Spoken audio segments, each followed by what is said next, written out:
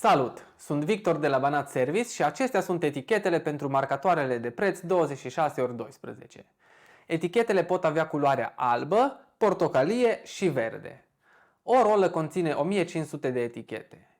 Fiecare etichetă are dimensiunea de 26 x 12 mm și sunt compatibile cu marcatoarele de preț cu o linie.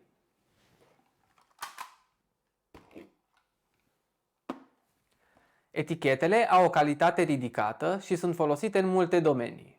Cel mai des le găsim lipite pe produse în magazine. Chiar dacă nu ai un marcator de preț, deși e foarte util, poți folosi etichetele scriind cu pixul sau cu markerul pe ele.